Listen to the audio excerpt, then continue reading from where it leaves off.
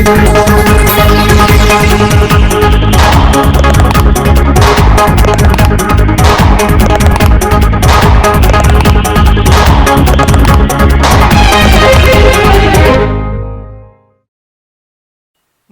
मु विक्रम सब गोटे कथा कह जाए जो देशर चिंताधारा जिते उन्नत से देश से विकसित आ उन्नत यार अग्रभाग रही था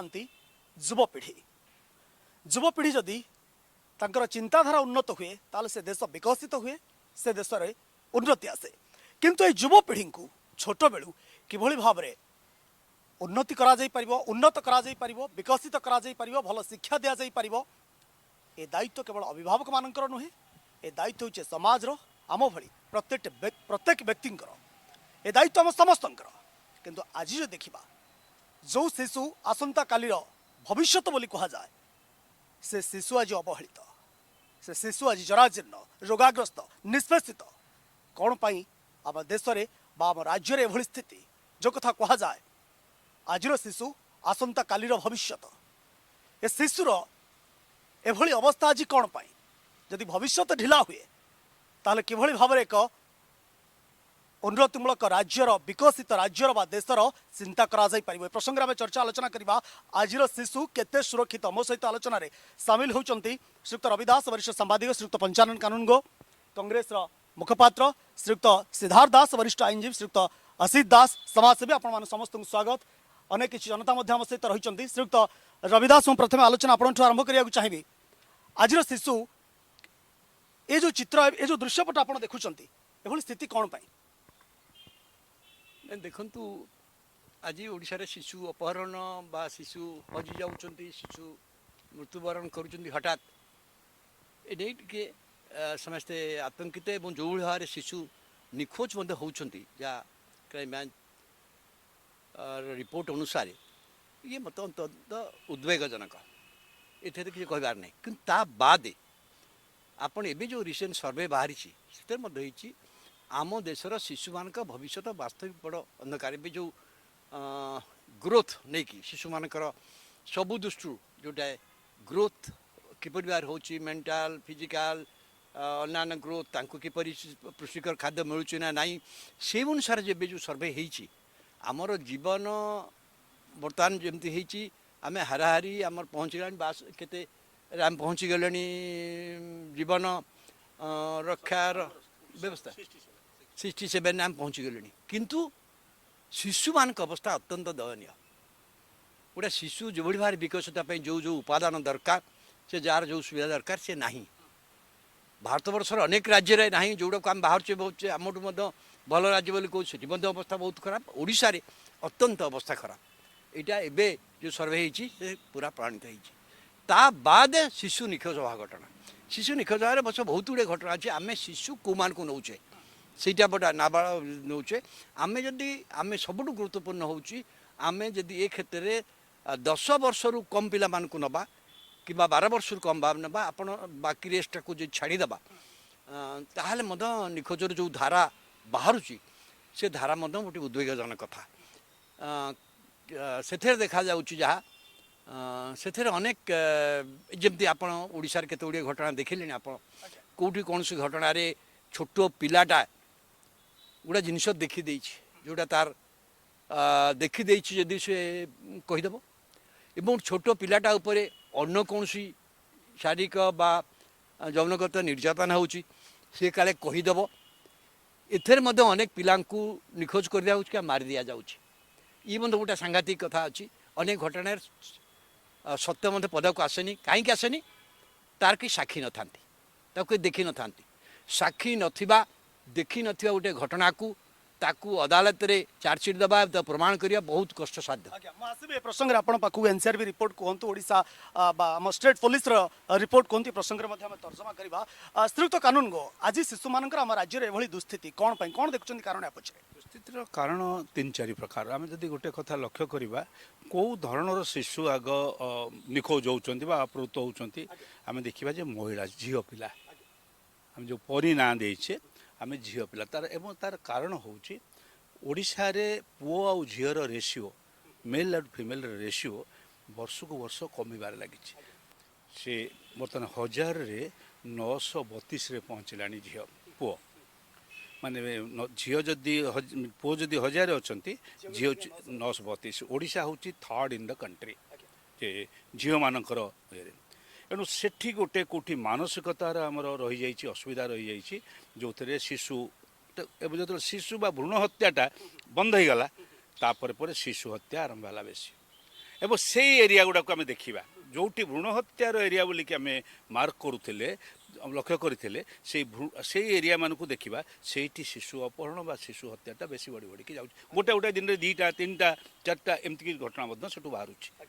ଏକୁ ଲକ୍ଷ୍ୟ କଲେ ଇଏ ହେଲା ଗୋଟେ ପାର୍ଟ ଦ୍ୱିତୀୟ କଥା ହେଲା ଯାହା କହୁଥିଲେ ରବି ବାବୁ ଆମେ ସେଇଟା ମଧ୍ୟ ଲକ୍ଷ୍ୟ କରିବା ଯେ ଶିଶୁର କୁ ନିର୍ଯାତନା ଦେଲାବେଳେ ଆମେ ଦେଖୁଛେ ଅଧିକାଂଶ ସମୟରେ ମାଇ ଗଡ୍ ଡାଏଡ୍ ୟଙ୍ଗ ବୋଲି ଗୋଟେ ପୁସ୍ତକ ଇଂରେଜୀ ବହି ଅଛି ସେ ବହିଟିର ସାରମର୍ମ ହେଲା ଛୁଆମାନେ ଏଠି ବସିଛନ୍ତି କହିବା ଉଚିତ ନୁହେଁ ଛାତ୍ର ଏ ଅବସ୍ଥାରେ ଅତି କୋମଳମତୀ ଶିଶୁମାନଙ୍କୁ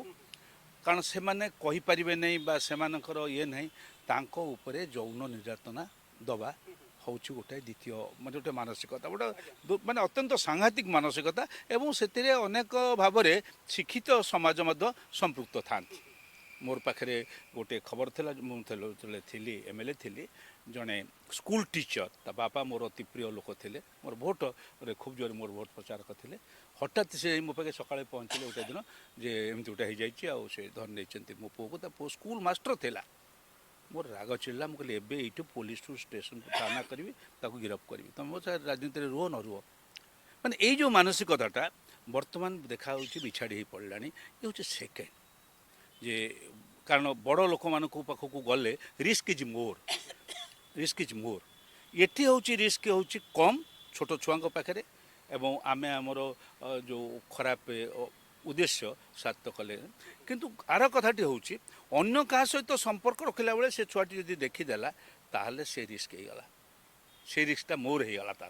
ତାକୁ ଆକ୍ରମଣ କଲେ ବା ତା ପ୍ରତି କଲେ ସେ ରିସ୍କ ଇଜ୍ ନଟ୍ ଲେସ୍ ମୋର ନୁହେଁ ଯଦି ତାକୁ ଯନ୍ତ୍ରଣା ନାହିଁ ଆମେ ଲକ୍ଷ୍ୟ କରିଛୁ ଯେତେ କେସ୍ ମୁଁ ତାକୁ ଷ୍ଟଡି କରିଛି ତାକୁ ଯଦି ଯନ୍ତ୍ରଣା ନାହିଁ ତାହେଲେ ସେ ଚପିକି ରହିଯାଏ ତାକୁ ଖରାପ ଲାଗେ ଛୁଆଟେ ଏବଂ ତାର ଆସେନି କିନ୍ତୁ ଯନ୍ତ୍ରଣା ଯଦି ଅଛି ସେ ହୁଏତ କାନ୍ଦେ ବା କହିଦିଏ ବା ମା ତାକୁ ଧରିନିଏ ବା କହିଦିଏ କିନ୍ତୁ ଆର କଥାଟି ହେଉଛି ଅନ୍ୟ କଥା ପ୍ରତି ଯଦି ଗୋଟେ କ'ଣ ଘଟୁଛି ତା ଆଖି ଆଗରେ ସେ ସେଇଟା କାଳେ କହିଦେବ ଏ ସନ୍ଦେହଟା ଯେଉଁ ଆସିଗଲା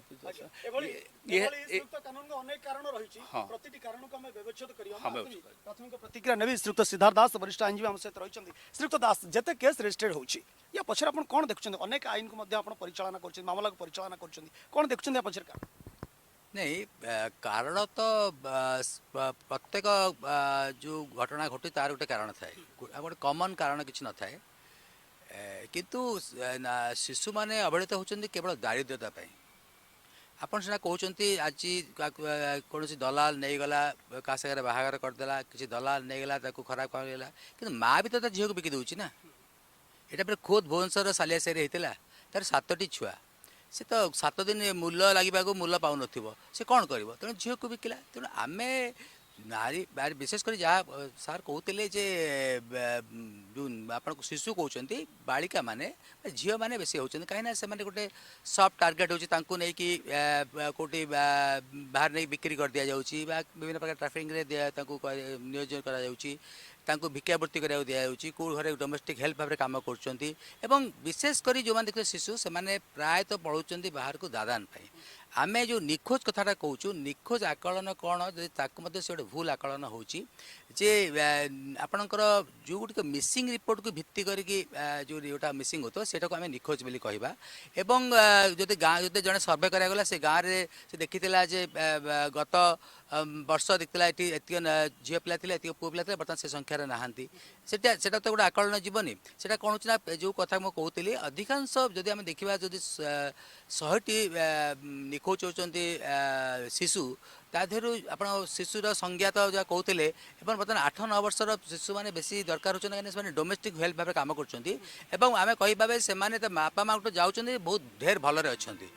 କେବଳ ଆମେ ଗୋଟେ କହିବାନି ଯେ ଶିଶୁ ନିଖୋଜ ହେଉଛନ୍ତି, ନିଖୋଜର ପ୍ରକୃତ କାରଣଟା ଦେଖିବା। ଯଦି ଯାହାକୁ ନେଇକି କିଡ଼ନୀ ତାର କାଢ଼ି ଦିଆଯାଉଛି, ତାର ବ୍ରେନ୍ର କୌଣସି ଜିନିଷ କାଢ଼ି ଦିଆଯାଉଛି, ତାହେଲେ ସେଟାକୁ ଗୋଟେ କହିବା ଯେ ଏ ଶିଶୁ ଯେଉଁଟା ଯାଉଛନ୍ତି ସେଇଟା ନିହାତି ଭାବରେ ସରକାରଙ୍କର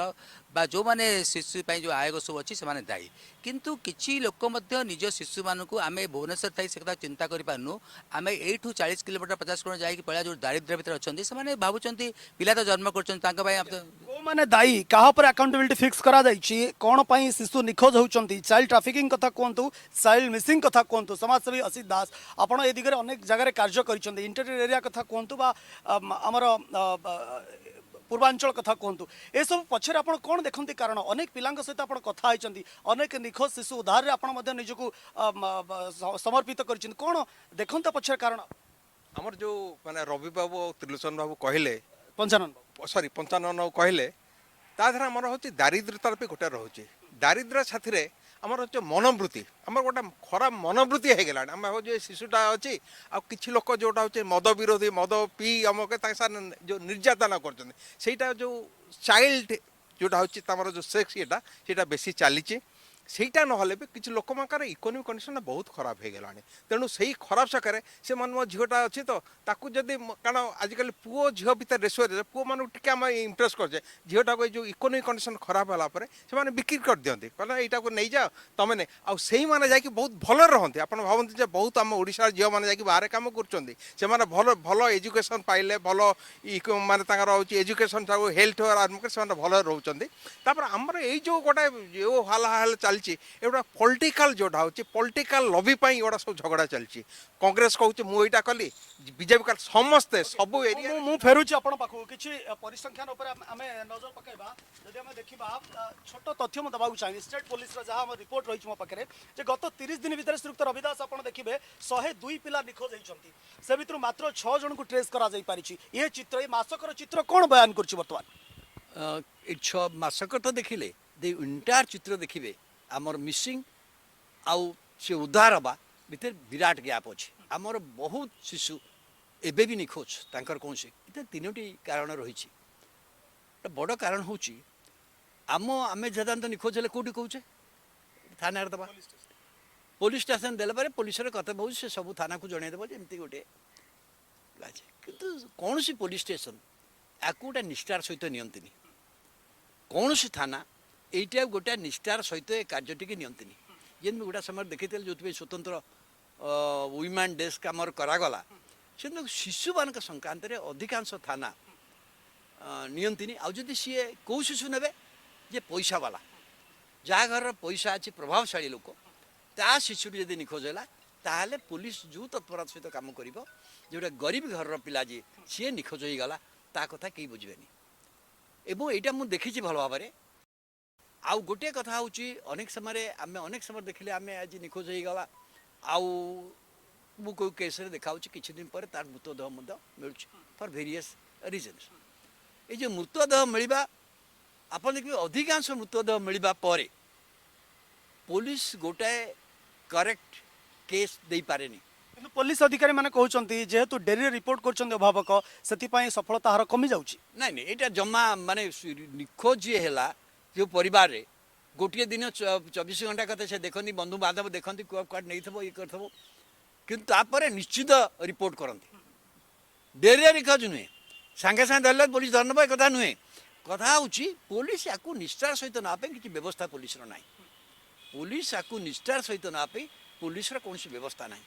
ତାପରେ ଦ୍ୱିତୀୟ କଥା ହେଉଛି ଏଇ କେସ୍ରେ ଅପରାଧୀମାନଙ୍କୁ ଯେଉଁଭଳିଆ ଲୋକମାନେ କରୁ ତାଙ୍କୁ ଦଣ୍ଡ, ଏଇ କେସ୍ରେ କ'ଣ ହୁଏ କେହି ଦେଖିନଥାନ୍ତି, ମାନେ ଯାହା କୁହନ୍ତୁ ୱିଟନେସ୍ ମିଳିବା ଅନେକ ସମୟରେ କଷ୍ଟ, ୱିଟନେସ୍ ନଥାଏ। ୱିଟନେସ୍ ଯେଉଁ କେସ୍ରେ ନଥାଏ ସେ କେସ୍ରେ ଇନଭେଷ୍ଟିଗେସନ୍ କିପରି କରାଯିବା ଉଚିତ,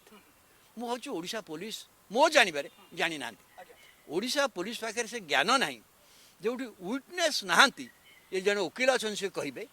ଯେତେ ଦେଖିବେ ଯେଉଁଠି ୱିଟନେସ୍ ନଥିବେ ଯେଉଁ କେସ୍ରେ ଦେଖିବେ ଆପଣ, ସେ କେସ୍ରେ ସାଇଣ୍ଟିଫିକ୍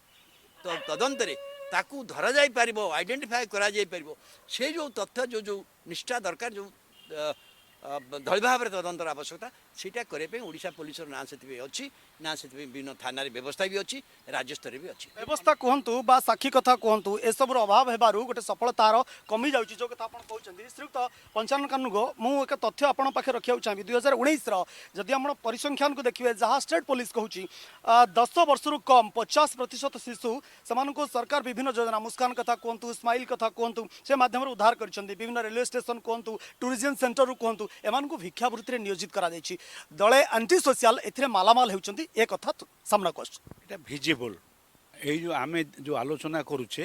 এথিরে শিশুমানଙ୍କର ইনভিজিবল ডিসাপিয়ার মানে ইয়ে ଯେଉଁ ডিসাপিয়ার করে যাଉଛନ୍ତି। ଆଉ ଗୋଟେ ହେଉଛି ଭିଜିବଲ୍। ଭିଜିବଲ୍ ଯେଉଁଗୁଡ଼ାକ ସେଗୁଡ଼ାକ ହେଉଛି ଏ ଯେଉଁ ଭିକାରୀ ତାଙ୍କୁ ନେଇକରି କରୁଛନ୍ତି, ଚାରିଆଡ଼େ କରୁଛନ୍ତି। ଏବଂ ସେଇ ଦୃଷ୍ଟିରୁ ଏଇଟାକୁ ସେ ହିସାବଟା ଦେଇଛନ୍ତି।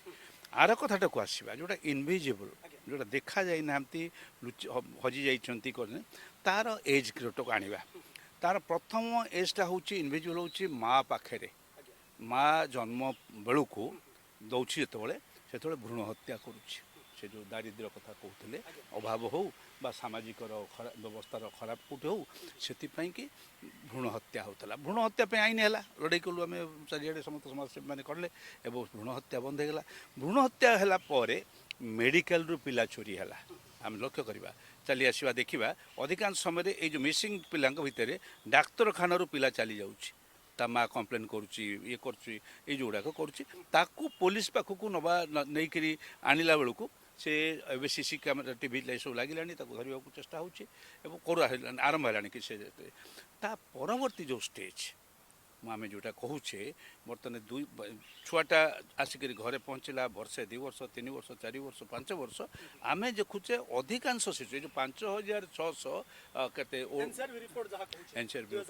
20ରେ, ସେଥିରୁ ଆମେ ଦେଖିବା 5 ବର୍ଷରୁ 7 ବର୍ଷ ଭିତରେ, ମାନେ 5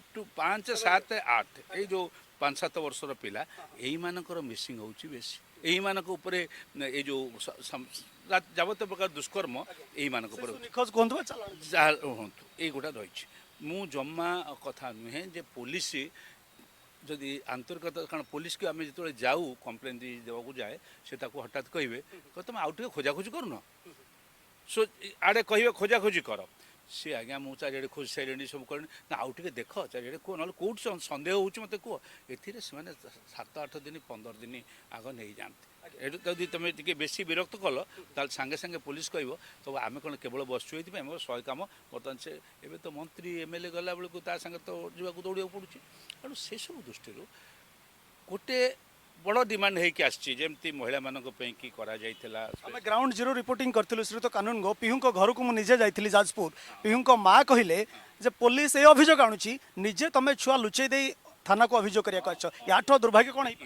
ୟେସ୍ ସେଇ କଥା ମୁଁ କହୁଛି। ଅନେକ ରକମର କଥା କହିକି, କାରଣ ପୋଲିସ ଯେଉଁ ଏକଥା କହୁଛି, ଏଠି ଓକିଲ ବାବୁ ଅଛନ୍ତି, ଆ ପଛରେ ମଧ୍ୟ ଗୋଟେ ବଡ଼ କାରଣ, ସେ କଥାଟାକୁ ସିରିୟସଲି ନେଇକରି ସେ ଯାହା କହୁଥିଲେ ନିଷ୍ଠାର ସହିତ କରିବା ପାଇଁ ସେ ଚାହାନ୍ତିନି। ସେ ଆଉ 5ଟା କେସ୍ରେ ଇନଭଲ୍ଭ ଅଛନ୍ତି, ସାଡ଼େ ପଳେଇବେ। ଏଥିପାଇଁ କି ଏଇ ବୟସରୁ ଆଉ ଯେଉଁ ପିଲାଙ୍କୁ ଆମେ କହୁଛେ କାମରେ ଲଗାଇ ଦେଉଛନ୍ତି ବା କରୁଛନ୍ତି, ସେ ଆବଭ୍ 7 ଇୟର୍ସ, 7 ବର୍ଷରୁ ପରବର୍ତ୍ତୀ ଅବସ୍ଥାକୁ ଆମେ ଯଦି ତାକୁ ଭଲ କରି ପାଖରେ ଅଛି ପରିସଂଖ୍ୟାନ, ବୟସ ବର୍ଗକୁ ନେଇ ଆମେ ବ୍ୟବଚ୍ଛେଦ କରିବା। ଆଜ୍ଞା ନିଶ୍ଚୟ ଶ୍ରୀଯୁକ୍ତ କାନୁନଗୋ, ମୁଁ ଆପଣଙ୍କ ପାଖକୁ ଆସୁଛି। ଶ୍ରୀଯୁକ୍ତ ସିଦ୍ଧାର୍ଥ ଦାସ, ଯେଉଁ କଥା ଆପଣ ଟିକେ ସମୟ ପୂର୍ବରୁ କହୁଥିଲେ, ମୁଁ ସେ ପ୍ରସଙ୍ଗରେ ଟିକେ ଆପଣଙ୍କୁ ଜାଣିବାକୁ ଚାହିଁବି।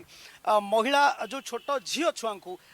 ବେଶୀ ଟ୍ରାଫିକିଂ କେସ୍ କୁହନ୍ତୁ ବା ନିଖୋଜ କଥା କୁହନ୍ତୁ, ଏ ଚିତ୍ର, ଏ ସଂଖ୍ୟା ଅଧିକ ଦେଖିବାକୁ ମିଳୁଛି। ଏବଂ ପୋଲିସ ପାଖରେ ଆପଣ ଦେଖୁଛନ୍ତି, ଷ୍ଟେଟ୍ ପୋଲିସ ପାଖରେ ସେତିକି ସାଧନ ନାହିଁ କି, ନା ଷ୍ଟେଟ୍ ପୋଲିସର ଏଠି ଆନ୍ତରିକତାର ଅଭାବ ରହୁଛି, ନା ଆକାଉଣ୍ଟେବିଲିଟି କାହା ପାଖରେ ଫିକ୍ସ ନାହିଁ। ଇଏ ଆଇନ ଯେଭଳି ଢଙ୍ଗରେ ଗତି କରିବା କଥା, ଯେତେବେଳେ ଟ୍ରାଫିକିଂ କଥା ଆସୁଛି, ମିସିଂ କଥା ଆସୁଛି, ସେଭଳି ଦିଗରେ ଆଇନ ଗତି କରୁନି, ଯେଉଁଥିପାଇଁ ପୋଲିସ ପ୍ରାଥମିକ ସ୍ତରରେ ଦାୟୀ। ଆପଣଙ୍କର ସବୁ ପାଇଁ ବ୍ୟବସ୍ଥା ଅଛି। ମିସିଂ ରିପୋର୍ଟରେ ପାଇଲା ପରେ କ'ଣ କରିବାକୁ ପଡ଼ିବ, ତାର ବିସ୍ତୃତ ଭାବେ ହୋମ୍ ଡିପାର୍ଟମେଣ୍ଟ କହିଛି, ଏବଂ ସେ କହିଲେ ବୋଧେ ଆପଣଙ୍କ ପ୍ରୋଗ୍ରାମ ଅଧଘଣ୍ଟାରେ ସରିଯିବ, ସେଇଟା ତ ବହୁତ କଥା। ସେମିତି ଆପଣ ମିସିଂଟାକୁ କହୁଛନ୍ତି, ଯେମିତି ଅନଆଇଡେଣ୍ଟିଫାଏ ଶିଶୁ ବି ମିଳୁଛନ୍ତି, ତା କଥା ବୋଧେ କିଏ ଦେଖୁନାହାନ୍ତି। ତେଣୁ ସେଗୁଡ଼ାକୁ ଯିବାନି, ସେ କଥା ଚାଲିଥିବ। ବଡ଼ କଥାଟା ହେଉଛି ଯେ ଆକାଉଣ୍ଟେବିଲିଟି ପୋଲିସ ପାଖରେ କ'ଣ ଆକାଉଣ୍ଟେବିଲିଟି? ପୋଲିସ ଗୋଟେ କେସ୍ରେ ଚାର୍ଜସିଟ୍ ଦେଇପାରିଲାନି। ଆପଣ ଦେଖନ୍ତୁ, ଗୋଟେ ହାର୍ଡ ଆଣ୍ଡ କ୍ରିମିନାଲ ଭୁବନେଶ୍ୱର ସିଟିର, ତାର ଯେଉଁ ଗୋଟେ ପିରିୟଡ଼ ଅଛି, ଯେ ଯେଉଁ ଗୋଟିକର ପନିସମେଣ୍ଟ 10 ବର୍ଷରୁ କମ୍ ସେଠି 60 ଦିନ ଭିତରେ ପୁଲିସ୍ ଯଦି ଚାର୍ଜସିଟ୍ ନ ଦିଅ ତାହେଲେ ସେଇ ଅଭିଯୁକ୍ତକୁ ବେଲ୍ ଯଚା ହେବ। ମାଜିଷ୍ଟ୍ରେଟ୍ ଯାଚିବେ ତୁମର 60 ଦିନ ପରେ ଅବଧି ସରିଗଲା ଚାର୍ଜସିଟ୍ ଦେଇପାରିବ। ତେଣୁ ଯଦି ଏଇ କଥା ଭୁବନେଶ୍ୱରରେ ହେଉଛି ତେଣୁ ଆମେ ସେଥିପାଇଁ କହୁଛୁ ଯେଉଁ ମିସିଂ କଥା କହୁଛୁ ଦେଖନ୍ତୁ ମିସିଂ ଗୁଡ଼ା ଅର୍ବାନ୍ ଏରିଆରେ କେତେ ହେଉଛି, ସେମି ଅର୍ବାନ୍ ଏରିଆରେ କେତେ ହେଉଛି, ଗାଁରେ କେତେ ହେଉଛି ଏବଂ କେତେ ଦୁର୍ଗମ ଗାଁ। हरी केस कौन बयान करुच्ची 4 मास लोकल पुलिस तदंत कला तापरे एसआईटी गला तदंत करियाकू वर्तमान जो प्रसंग सामना को आसुची रेप एंड मर्डर कथा आसुची ता पूर्व तांको परिवार लोकन को बारंबार पचरा जायछि गाँर किछि लोकन को जो मान लोकल पुलिस संदेह को आनिथिले ताकू मध्ये पचरा उचरा करा जायछि डीएनए टेस्ट मध्ये हेछि तो वर्तमान से प्रसंग को आपण को दृष्टि देखछन नहीं मु तो ये कथा को प्रथम कहूँ जो पॉलिटिकल भाई मैंने आसिक आसुच्चंती मु कहली एटा पूरा पुलिस इनेक्शन एटा टिके भी संदेह नहीं पुलिस निश्चित भाव में इनेक्शन करिछि किंतु आमे तो जदि आमे जदि कहि परिबा निरपेक्ष भाव में एठी तदंत होउची जड़े मंत्री ना ये तदंत होनी परी ना मु जहाँ अनुभव करुच्ची मु जहाँ स्पष्ट भाव में कहूँ तेणु केमती न्याय मिल जदि आमर परी 7 मास जुलाई चलीगला आज गोटे सरकार गोटे आणुचंती जे गोटे जगार सीमेन मिलला से सीमेन केमती रहिला घर सकाळ काकर खरा पड़े रहुनी से सीमेन केमती रहिला से पुणी गोटे जंगल जगह रहिला पुणी तार गोटे डेड बॉडी गोटे जगह थिला तार ड्रेस अलग जगह थिला एवं गोटे पुलिस बहादुर कहउचंती जे अरे डीएनए टेस्ट कौन हम अरे जदि तुम जो अभियुक्त को भावुच ये ताको धर्षण करछि तार तो डाक्तर को कारखाना पठेब डाक्तर महाशय को लिखिव जे आज्ञा तार सैंपल सीमेन ड्र करा जाऊ ता सैंपल सीमेन जो सीमेन लागी बोली कहउचंती तार ताको जदि आपण कंपेयर आसिले ताको जणा पड़ी जे सीमेंट तार कि नै कोठी पुलिस निष्क्रिय किंतु आमे ना आमे पुलिस निष्क्रिय जमा नेउनु मो से मोर दुख लाउची मो दुखर घटना होची जे आज पर्यंत मु जहा देखुची बा जा मु अनुभव करूची मु जण आईनजीवी सर एठी जम्मा लड़ाई होनी परि न्याय पई एठी अन्य न्याय पई चलीची तेणु आपणकर जो दिन ए कथा सरी जीवो आ मिसिंग किए हैला कि मिसिंग केते तेणु आमे कथा जो आमे वर्तमान मिसिंग जो कथाटा होची दारिद्रता पई मिसिंग होची अब आपण सुनतु आपण देखंतु गोटे जो कोविड परे जणे जणे झीटे पड़ीला फुलबाणी ना को एरिया गोटे से चेहरा को देखते से आप भावतुनि जो निखोज भी होती से आम तार निखोज ट्रेस करवा से भलरे अच्छी ताले ओके कहीं घर जब परिवार लोग दी बंदा खाया दे पार जो भी रहू भले था आम सरकार मतलब सेपरी भाव में महिला मान शिशु मान कौन शिशु पाठ पढ़ा खाली पाठ पढ़ाई दूसरी कि घरे खाइबार ना जो अंगनवाड़ी अच्छी से दुर्नीति चलती युवा गोटे बड़ जदि आम नेटवर्क गोटे अच्छी जो सब कथा चली जेहतु दुर्नीति सब बड़ सरकारी स्तर में दुर्नीति पुलिस स्तर में दुर्नीति और जो मैंने अभाव पुलिस निष्क्रियता गोटे गोटे जगह पुलिस आंतरिकतार अभाव कहीं रहा आम से आंतरिकता कथा से जब पुराना टेप लगे से भाषा को लगे किसी आम न्याय पाइबनी आंतरिकतार जार अभाव ताकू पनिश कहीं करा जाउनी अकाउंटेबिलिटी फिक्स करा जीवो किए उत्तरदायी कहा वर्तमान जो पुलिस जो विचार प्रक्रिया होची से देखुची सी अभियुक्तटा को देखुची केते दामिका सी से अभियोगकारिणी बा अभियोगकारी स्टेटस को होची वर्तमान समय विडंबना श्रीयुक्त असित दास आपण पाख आसी पुलिस सहित मिसे अनेक कार्य आपण करछंती एठी भिक्षावृत्ति पिलांगो नियोजित करा जबार कथा आसी एठी आपण देखंतु पिलग्रिम कथा कहंतु एपटे आपण तीर्थ क्षेत्र कथा कहंतु बा रेलवे स्टेशन कथा कहंतु बस स्टैंड कथा कहंतु बा राज्य बाहर रे विभिन्न इटा भाटर कथा कहंतु एठु सब पिलांगो उद्धार करा दउची ये तमाम प्रसंग रो जो चित्र पछद पटे रहिची आपण केमती देखुचंती पुलिस कहीं आंतरिकतार सहित काम करें पुलिस साधन कथा ये सामना को आसूची और पुलिस प्रसंग को बेले बेले जटिल कर कथा सामना को आसी जो कथा श्रीयुक्त पंचायन कानून कहते जो कथा श्रीयुक्त सिद्धार्थ दास कहते तो ये आईन गोटे अलग दिगरे तदंत करुच्ची प्रकृत में कौन अभाव रोचे कौटी असुविधा रोचे ये पिला जो एत मात्रा मिसिंग होती ट्राफिकिंग कथा सामना को ट्राफिकिंग अच्छी डेलुकेंट बिहेवियर अच्छी लोक मानकर जो मनोवृत्ति जोटा हो पॉलिटिकल जोटा हो सी गोटे तार कलर कर दौरान ये लोक मैंने कहते ना ये पॉलिटिकल इनवॉल्वमेंट रही एक्चुअल से नुह लोक मानकर जोटा हो तांकर जो मनोवृत्तिटा एजुकेशनटा एत खराब हो गलानी छोट छोट छुआड़ाक 15-16 वर्ष छुआ बर्तमान मिसबिहेव करने लगे इवेन 20-50 तेणु यहीटा गोटे दरकार पुलिस गोटा हूँ पुलिस भी प्रथम देखिए ना तार जो पेरेंट्स मान को जो अटाक कर बंद हवा दरकार तापर जो पॉलिटिकल लॉबी गोटे चलती ये गोटे अमुक हो पॉलिटिकल मु को पार्टी कथा कहूनी समस्या समस्त को कादुओ फोपाड़ुं बंद करवा कथा आम यहाँ केमता बंद हम से इटा भाटी कथा कहले बहुत पिला जाकि इटा भाटी काम कर बहुत पिला जाकि स्कूल को ऑफिशियल स्कूल को जाऊँच बेसिकाली गाँव गाँव से स्कूल को जाऊना तापर आउ कटे किसी हूँ भिक्षावृत्ति किसी लगी जाऊँ लेबर रे किसी लगुंट प्लस आउ साथी भी किसी रही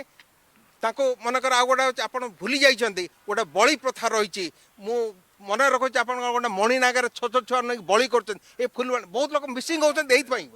ସେଇଟା ଗୋଟେ ରହିଛି। ତେଣୁ ସବୁ ଗୋଟେ ଦେଖିଲା ସେ ପ୍ରଥମ ହେଉଛି ଆମର ଯେଉଁ ଖାଲି ଆମେ ଚାଉଳ ଦେଇଦେଲେ ଆମକୁ କହିଲେ ସେଇଟା କିଛି ହେବନି ଗ୍ରାସ ରୁଟ୍ ଲେବୁଲରେ ଇକୋନୋମିକଟା ଡେଭଲପ୍ ହେଉଛି କି ନାହିଁ ସେଇଟା ଦରକାର। ନିଶ୍ଚିତ ଭାବରେ ମୁଁ ଆସିବି ଶ୍ରୀଯୁକ୍ତ ରବି ଦାସ ଆପଣଙ୍କ ପାଖକୁ। ରାଜ୍ୟ ପୋଲିସ 2019 ଆଉ ଏକ ତଥ୍ୟ ମୁଁ ଆପଣଙ୍କ ସାମ୍ନାକୁ ଆଣିବି। 7 ବର୍ଷରୁ କମ୍ ବୟସର ଶିଶୁମାନଙ୍କୁ ଯେଉଁ କଥା ଶ୍ରୀଯୁକ୍ତ କାନୁନ ଟିକେ ସମୟ ପୂର୍ବରୁ କହୁଥିଲେ ପିଲଗ୍ରିମ୍ ସେଣ୍ଟରରୁ ଉଦ୍ଧାର କରାଯାଉଛି। ଆଙ୍କ ଭିତରେ 10ରୁ 15 ବର୍ଷ ବର୍ଗର ପିଲାମାନଙ୍କୁ ଗଞ୍ଜାମ, ଯାଜପୁର, ଭୁବନେଶ୍ୱର ଅଞ୍ଚଳରୁ ବିଭିନ୍ନ ଇଟାଭାଟିରୁ ଉଦ୍ଧାର କରାଯାଉଛି। ଏକଥା ରାଜ୍ୟ ପୋଲିସ ସିଧାସଳଖ ତାଙ୍କ ତଥ୍ୟରେ କହୁଛନ୍ତି। ଏ ଯେଉଁ ପରି କଥା କହୁଛନ୍ତି, ମୁସ୍କାନ କଥା, ସ୍ମାଇଲ୍, ଏଇ ଯେଉଁ ସରକାରଙ୍କର ଯେଉଁ ଯୋଜନା ପିଲାମାନଙ୍କୁ ଉଦ୍ଧାର କରାଯିବ, ଶିଶୁ ନିଖୋଜ ହେଉଛନ୍ତି, ଚାଇଲ୍ଡ ଟ୍ରାଫିକିଂ କଥା ସାମ୍ନାକୁ ଆସୁଛି, ଏ ଯୋଜନା କେମିତି କାମ କରୁଛି ଆପଣ ଦେଖୁଛନ୍ତି? ନାଇଁ ଏ ଯୋଜନାଟା କ'ଣ କାମ କରିବ? ଏ ଯୋଜନା ଆକ୍ଚୁଆଲି କାମ କରିବନି। ଅସଲ କଥାଟା ଦେଖନ୍ତୁ, ବର୍ତ୍ତମାନ ଆମର ବାର୍ଥ ଡେଥ୍ ସବୁ ରେଜିଷ୍ଟର୍ଡ ହେଉଛି, ଆଉ ଆଗ ଭଳିଆ ନାହିଁ। ପ୍ରତ୍ୟେକ ବାର୍ଥରା ଯଦି ରେଜିଷ୍ଟର୍ଡ ଏବଂ ପ୍ରତ୍ୟେକ ବାର୍ଥରା ରେଜିଷ୍ଟର୍ଡ ହେଲା ପରେ ତାର 3 ବର୍ଷରେ ସେ ଆସି ପହଞ୍ଚିବ କେଉଁଠି? ଅଙ୍ଗନବାଡ଼ି କେନ୍ଦ୍ରରେ। ମାଣ୍ଡେଟରୀ ଆମେ ଯେତେବେଳେ କରିଦେବା ପ୍ରତ୍ୟେକ 3 ବର୍ଷର ଶିଶୁ ଅଙ୍ଗନବାଡ଼ି କେନ୍ଦ୍ରକୁ ଆସୁଛି। ଅଙ୍ଗନବାଡ଼ି କେନ୍ଦ୍ରକୁ ଯିଏ 3 ବର୍ଷ ଶିଶୁ ନେଉଛି ତାହେଲେ ପ୍ଲେ ସ୍କୁଲରେ ଅଛି। ଆମେ ଏଇ ଶିଶୁମାନଙ୍କର ମନିଟରିଂ ହେଉଛି କି କେଉଁଠି ଶିଶୁଟା ଅଛି ୱାରି ଆମେ ଯେତିକି ଆମର ହେଲା ବାର୍ଥ ହେଲା ତାର ମନିଟରିଂ ଗୋଟା ଦରକାର ପଡ଼ୁଛି। ହ୍ୱାର ଆର୍ ଦେ ଏବଂ ଏଥିପାଇଁ କିଛି ସେକ୍ସନ୍ ନାହିଁ, କିଛି ବ୍ୟବସ୍ଥା ନାହିଁ। ଆମେ ମିସିଂ ହେଲା ପରେ ଭାବୁଛୁ, କିନ୍ତୁ ପ୍ରତି ମୁହୂର୍ତ୍ତରେ ସେଇଟା ଗୋଟେ ରେଜିଷ୍ଟର ହେବା ଦରକାର। ଏବଂ ଏମାନେ ଗୋଟାଏ 15 ବର୍ଷ ପର୍ଯ୍ୟନ୍ତ କି 16 ବର୍ଷ ପର୍ଯ୍ୟନ୍ତ ଏ ପିଲାମାନଙ୍କର ଗୋଟେ ଦାୟିତ୍ୱ ଆମେ କିଛି ଯେମିତି କରୁଛନ୍ତି ଅଙ୍ଗନବାଡ଼ି କେନ୍ଦ୍ରରେ କରିଛୁ ଏତିକି ବର୍ଷ ଇଏ, କିନ୍ତୁ ଟୋଟାଲିଟି ରେସ୍ପନ୍ସିବିଲିଟି ଆଣ୍ଡ ମନିଟରିଂର ଇଏ ଗୋଟେ ଦାୟିତ୍ୱ ବର୍ତ୍ତମାନ ଆବଶ୍ୟକତା ପଡ଼ିଲାଣି। ଯେମିତି ଆମେ ଗୋଟେ ସମୟରେ ଭାବୁଛେ ଅନେକ ଡେଭଲପ୍ କଣ୍ଟ୍ରି ମାନଙ୍କରେ ମଧ୍ୟ ଅଛି ଅନଏମ୍ପ୍ଲଏଡ୍, ଯିଏ ବେକାର ରହିଲା ସିଏ ଗୋଟେ ଭତ୍ତା ପାଇବ ଦ period for which is unemployed, ନହେଲେ ସେ କ'ଣ କରିବ, କେମିତି ବଞ୍ଚିବ? ତ ଯେମିତି ଅଛି ଏଠି ବର୍ତ୍ତମାନ ଭାରତବର୍ଷରେ ଗୋଟେ ଆବଶ୍ୟକତା ପଡ଼ିଲାଣି। ଆମେ କରିଛୁ କିଛି, କିନ୍ତୁ ଏଇଟାକୁ ଗୋଟେ ପୂର୍ଣ୍ଣାଙ୍ଗ କରିନୁ ଆମେ, ଯେ ପ୍ରତ୍ୟେକ ପିଲା ଜନ୍ମ ହେଲା କ୍ଷଣି 15 ବର୍ଷ ପର୍ଯ୍ୟନ୍ତ କି 16 ବର୍ଷ ଯାହା କରିବେ ତାର ମନିଟରିଂ ହେଉଛି ଏବଂ ତାର ଦାୟିତ୍ୱ ଆଇଦର କେଉଁଠି ପରିବାର ନେଇଛି ବା କେଉଁଠି ଷ୍ଟେଟ୍ ନେବ। ଏଇ ଯେଉଁ ଜିନିଷଟା ଏଇଟା କମ୍ପାକ୍ଟ ପ୍ଲାନିଂ ଯେଉଁଟା ଦରକାର ଏବଂ ସେଥିପାଇଁ ଯାହା ବି ଅର୍ଥ ବରାଦ କରାଗଲେ ମଧ୍ୟ କରାଯିବା ଉଚିତ, ତାହେଲେ ଦେଶର ଭବିଷ୍ୟତ ଶିଶୁମାନଙ୍କ ଭବିଷ୍ୟତ ସୁରକ୍ଷିତ ରହିପାରିବ। କାହିଁକି ଆଜି ଏଭଳି ସ୍ଥିତି ସୃଷ୍ଟି ହୋଇଛି? ଆମ ସହିତ କିଛି ଜନତା ମଧ୍ୟ ଉପସ୍ଥିତ ରହିଛନ୍ତି, ତାଙ୍କର ସିଧାସଳଖ ଆମେ ପ୍ରତିକ୍ରିୟା ନେବା। ଆପଣଙ୍କୁ କ'ଣ ଲାଗୁଛି ଯେ ଇଏ ଚାଇଲ୍ଡ ଟ୍ରାଫିକିଂ ମିସିଂ ପଛରେ କ'ଣ ରହୁଛି କାରଣ? ପ୍ରକୃତରେ କେଉଁଠି ଅଭାବ ରହୁଛି? ମୁଁ ଭାବୁଛି ଏଠି ପ୍ରଶାସନିକ ଉଦାସୀନତା ରହୁଛି। ସାର୍ ତ କହୁଥିଲେ କିଛି ସମୟ ପୂର୍ବରୁ, ସିଦ୍ଧାର୍ଥ ସାର୍ ଯେଉଁ ଆଇନଜୀବୀ ହିସାବରେ, ଯେତେବେଳେ ଜଣେ ଅଭିଯୋଗଟେ ଦାଖଲ କରୁଛି ସେତେବେଳେ ପଞ୍ଚାନନ ସାର୍ ବି କହୁଥିଲେ ଯେ ଉଚ୍ଚ ନିଚ ଭାବନା ରହୁଛି, ସେ ସ୍ୱଚ୍ଛଳ ବର୍ଗର ବ୍ୟକ୍ତି ତାକୁ ଅଧିକ ପ୍ରାଧାନ୍ୟ ଦେବା, ଇଏ ଆର୍ଥିକ ଅନାଟନ ଭିତରେ ଅଛି ସାଧାରଣ ଲୋକଟିଏ ତାକୁ ପ୍ରାଧାନ୍ୟ ଦେବାନି। ତେବେ ଏଠି ଗୋଟେ ପ୍ରଶ୍ନ ମଧ୍ୟ ଆସୁଛି ଯେ ଜଣେ ଭୋଟ ଦେଉଛି କାହିଁକି ଯଦି ସମାନତା ନାହିଁ? ଉଚ୍ଚ ବର୍ଗର ବ୍ୟକ୍ତି ପାଇଁ ଗୋଟିଏ ନ୍ୟାୟ, ନିଚ ବର୍ଗର ବ୍ୟକ୍ତି ପାଇଁ ଗୋଟିଏ ନ୍ୟାୟ, ଏ ସମ୍ପୂର୍ଣ୍ଣ ଜିନିଷକୁ ଦେଖିଲେ ଦୁଃଖ ଲାଗୁଛି। ତେଣୁକରି ୟାର ସମାଧାନ କେମିତି ହେଇପାରିବ ସେ ବାବଦରେ ଆମର ଆଇନଜୀବୀ ସାର୍ ନିଶ୍ଚିତ ଭାବରେ ୟାର ସମାଧାନ କେମିତି ହେଇପାରିବ ଏ ପ୍ରସଙ୍ଗରେ ଆଉ କିଛି ଜନତାଙ୍କ ମତାମତ ନେବା। ଆପଣ କ'ଣ ଭାବୁଛନ୍ତି ୟା ପଛରେ ଯେଉଁ କାରଣ ଗୁଡ଼ିକ ବର୍ତ୍ତମାନ ଯେଉଁ ଆମ ଅତିଥିମାନେ କହିଲେ ୟାର ସମାଧାନ କେମିତି ହେଇପାରିବ? ସାର୍ ଯେତେବେଳେ ଆମେ ଛୋଟବେଳୁ ଆମେ ଯେତେବେଳେ ବାହାରକୁ ଆସୁ ପାଠ ପଢ଼ିବା ପାଇଁ ହଉ କି ଆମେ କି ଜବ୍ କ୍ଷେତ୍ରରେ ବି ବାହାରକୁ ଆସୁ, ସବୁବେଳେ ଆମକୁ ହିଁ ଆକଟ କରାଯାଏ ତମେ ବାହାରେ ରହୁଛ ସବୁବେଳେ ଦେଖି ଚାହିଁକି ରହିବ। କାହିଁକି ଗୋଟେ ପୁଅକୁ ଘରେ କାହିଁକି ଆକଟ କରାଯାଏନି ଯେ ତମେ ମାନେ ବି ଯେକୌଣସି ଝିଅ ହଉ କି ମା କୁ କେମିତି ବିହେଭ୍ କରିବା ଦରକାର? ସବୁବେଳେ ଝିଅକୁ କୁହାଯାଏ ଯେ ତୁ ସବୁବେଳେ ଆକଟ ହେଇକି ରହିବୁ, ତୁ ଦେଖିକି ଯିବା ଆସିବା କରିବୁ। ତ ସେଇ କ୍ଷେତ୍ରରେ ଗୋଟେ ପୁଅକୁ ବି କହିବା ଦରକାର। ତ ସେଥିପାଇଁ ଖାଲି ଗୋଟେ ଝିଅକୁ ବୁଝାଇବା ଠିକ୍ ନୁହଁ, ଗୋଟେ ପୁଅକୁ ବି ସେତିକି ସଂସ୍କାର ଦେବା ଦରକାର ଯେତିକି ଗୋଟେ ଝିଅକୁ ଦିଆଯାଉଛି। ତ ହୁଏତ ଯଦି ପ୍ରତିଟି ବୟ ଯଦି ଏମିତି ବୁଝିପାରିବେ ହୁଏତ ଆଜି ଗୋଟେ ଝିଅ ମିସିଂ ହେବନି କି କେଉଁଠି ଗୋଟେ ଝିଅ ରେପ୍ ହେବନି। ତ ମୋ ମତରେ ଏଇଟା ଆମର ଘରୁ ହିଁ ସଂସ୍କାର ପିଲାମାନଙ୍କୁ ଶିଖାଇବା ଦରକାର, ପୁଅ ହଉ ଝିଅ ଉଭୟଙ୍କୁ ଶିଖାଇବା ଦରକାର। ଏଥିରେ ଝିଅମାନଙ୍କର ସଂଖ୍ୟା ଅଧିକ ରହୁଛି। ଯେଉଁ କଥା ଆମେ ଆଲୋଚନା କରିଥିଲେ ଶ୍ରୀଯୁକ୍ତ କାନୁନଗୋ କହୁଥିଲେ ଯେ ଯେଉଁମାନେ ଚାଇଲ୍ଡ ଟ୍ରାଫିକିଂ କଥା କୁହନ୍ତୁ ବା ଯେଉଁମାନେ ମିସିଂ କଥା କୁହନ୍ତୁ, ଝିଅମାନଙ୍କର ହାର ବା ସଂଖ୍ୟା ଏଥିରେ ଅଧିକ ରହୁଛି। ପ୍ରକୃତରେ ଝିଅଟି ନିଜକୁ କେତେ ସୁରକ୍ଷିତ ମନେ କରୁଛି ଆପଣ କ'ଣ କହିବେ? ଆଜିକା ଡେଟ୍ରେ ଗୋଟେ ଝିଅ କେବେ ବି ସେଫ୍ଟି ଫିଲ୍ କରୁନି। ଗୋଟେ ରାସ୍ତାରେ 11ଟା 10ଟା ବାଜିଲେ ଗୋଟେ ଝିଅ ରାସ୍ତାରେ ଏକା ବି କେବେ ବି ଯାଇପାରିବନି। ଆଜି ପୁଅକୁ କୁହାଯାଉଛି ରାତି 2ଟା 3ଟା ଯାଏଁ ବୁଲୁ, କିନ୍ତୁ ଗୋଟେ ଝିଅକୁ ରାତି 9ଟା ବାଜିଗଲେ କାହିଁକି ବାହାରକୁ ବୁଲୁଛୁ? ସେତିକିଟା ବାପା ମା ଫିଲ୍ କରୁଛନ୍ତି କି ଝିଅ ସେତିକି ସେଫ୍ଟି ନୁହଁ। ତ फिर भी रेप हे चली झील आजिका डेट रे कदापि सेफ्टी सरकार जिते भी चेष्टा करुँच आजिका डेट रे झील के सेफ्टी नुह एमती के सिचुएसन आसो जे बापा माँ हाँ ट्राए करेंगे मो झील को रात 10टा कि 11टा रात पठेले मुझे निरापद रहीपरि ओके मु फेरुची आपण पाखक कैलाश सत्यार्थी नोबेल विजेता तांको मतरे जे जो छोट शिशु माने झील संख्या जमती श्रीयुक्त कानून आप कहते अधिक संख्यार ट्राफिकिंग कथा कहतु मिसिंग कथा कहतु किसी सम्राट श्रेणी लोकों घरे दास भाव में खटा जाऊँगी एक कैलाश सत्यार्थी बयान देते जे किसी खराब कार्य से नियोजित करा छोट बेलू से अपहरण कहतु निज बापा माँ को पैसा दे जो दारिद्र्यतार हार अधिक रही एभली गोटे षड्यंत्र शिकार होती झील छुआटर बापा माँ मैंने एभली दृश्यपट आप देखुना এই যে 7 ବର୍ଷ ପରେ ଆମେ ଯେଉଁ ପିଲାଙ୍କ କଥାବାର୍ତ୍ତା କରୁଛେ ଆଲୋଚନା କରୁଛେ ତାଙ୍କର ଆମେ ଗୋଟେ ଷ୍ଟଡି କରିଥିଲୁ ମୋର ଟ୍ରେଡ୍ ୟୁନିୟନ ତରଫରୁ ଗୋଟେ କରିଥିଲି ସେଥିରେ ଅନେକ ପିଲା ହେଉଛନ୍ତି ସହାୟକ କର୍ମ ସହାୟକ ତାଙ୍କୁ ଆମେ କହିପାରିବୁ ନାହିଁ ଯେ ତାଙ୍କୁ କାମରେ ଖଟା ଯାଇଛି ବୋଲିକି ତାଙ୍କୁ ଦାଦନ ବୋଲିକି ଆମେ କହିପାରିବୁ ନାହିଁ କର୍ମ ସହାୟକ କ'ଣ ଯେ ମୁଁ